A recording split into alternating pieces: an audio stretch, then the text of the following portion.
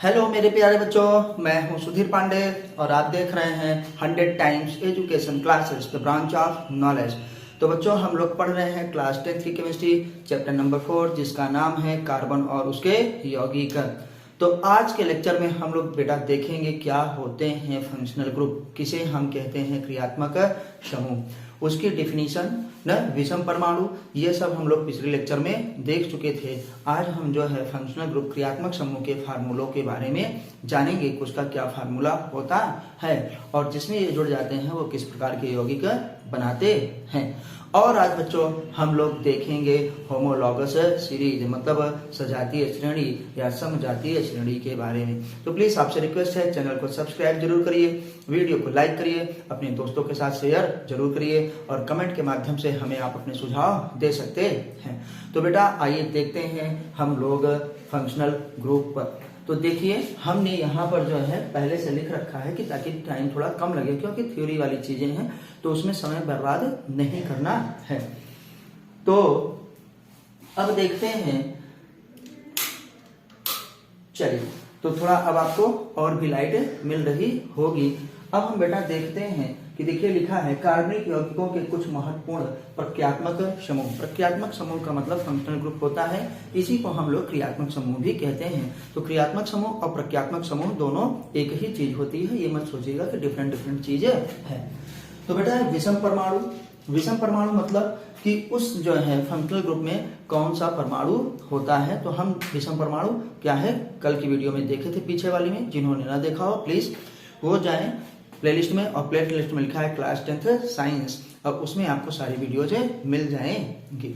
चलिए तो अब आते हैं कि बेटा हमारे पास विषम परमाणु है क्लोरीन और ब्रोमीन। क्लोरीन और ब्रोमीन आप जानते हैं ग्रुप नंबर 17 के तत्व हैं, जिसे हैलोजन कहा जाता है। तो अब ये बेटा हमारे पास क्या हो गया, हैलो। हैलो में देखो क्लोरीन है, ब्रोमीन है, तो इसे क्लोरो और ब्रोमो कहते हैं। क्लोरो और ब्रोमो का जो बताइए फार्मूला क्या होगा, सिंगल बॉन्ड क्लोरीन, मतलब इसमें एक इलेक्ट्रॉन कम होता है इसलिए एक सिंगल बॉन्ड बनाता है। ये क्या है, ब्रोमीन। तो ये हमारे पास बेटा फंक्शनल ग्रुप हुआ। तो ये फंक्शनल ग्रुप जिसमें रहता है वो क्या है, हैलोजन वाले क्या है यौगिक बनाते हैं। आइए बेटा देखते हैं विषम परमाणु इस बार क्या है, ऑक्सीजन। तो देखो अल्कोहल में भी ऑक्सीजन होता है, ये अल्कोहल क्या होगा, अल्कोहलिक यौगिक होगा। यौगिक का नाम क्या है बेटा, किस प्रकार अल्कोहल है। अल्कोहल क्यों है, क्योंकि इसमें OH समूह जुड़ा रहता है। जिस यौगिक में OH समूह जुड़ जाएगा उसे हम लोग अल्कोहल कहते हैं। तो इसका फार्मूला क्या हो गया अल्कोहल का बेटा, OH। आते हैं एल्डिहाइड। एल्डिहाइड का हमारे पास ये भी क्या है, एक प्रकार का यौगिक है कि एल्डिहाइड है। क्यों, क्योंकि हाइड्रोजन को, हाइड्रोकार्बन में से हाइड्रोजन को प्रतिस्थापित किया गया है किसके द्वारा, CHO के द्वारा। तो ये बेटा देखो क्या होता है CHO, तो इसको हम लोग ऐसे भी लिख सकते हैं CHO, इसे एल्डिहाइड समूह कहा जाता है। कौन सा फंक्शनल ग्रुप, एल्डिहाइड। और इसको दिखाया गया कि इसका स्ट्रक्चर कैसे होता है।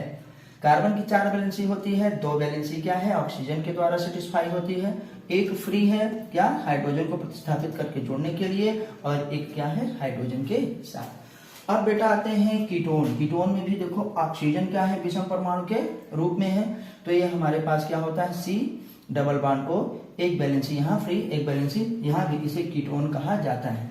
कीटोन को हम लोग इस प्रकार से भी लिखते हैं कि C, ये जो खाली है R इधर कर दिए, ये जो खाली है R, मतलब कोई एल्किल समूह जुड़ेगा और ये हमारे पास क्या हो गया O।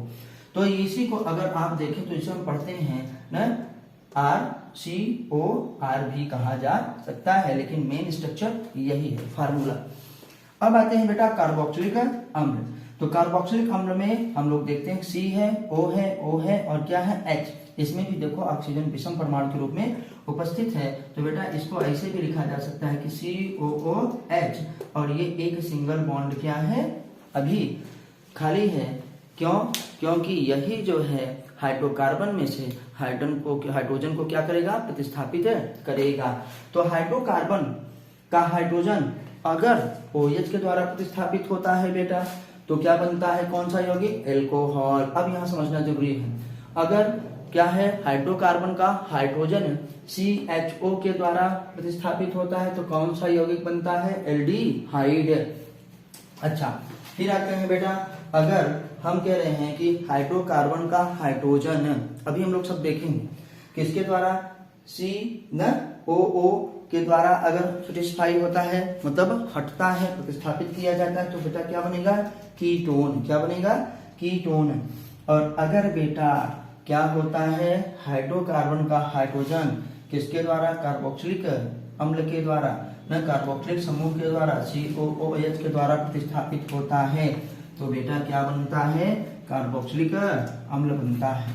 ये सब जो यौगिक बने हैं ये प्रक्रियात्मक समूह, क्रियात्मक समूह की वजह से बने हैं।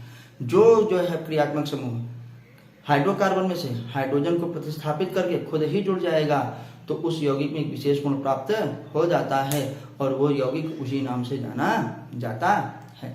तो बच्चों, इसको आप जरूर से जरूर पढ़िए, ये आपके बोर्ड के लिए बहुत ही ज़्यादा जरूरी है। और अभी से आप नीट और जेईई की तैयारी करना चाहते हैं तो इसको जरूर पढ़िए। अब हम लोग बेटा पढ़ेंगे क्या होता है होमोलॉगस सीरीज। तो जिनको नोट करना हो वो नोट कर लें, या स्क्रीनशॉट लेना हो तो स्क्रीनशॉट ले लें।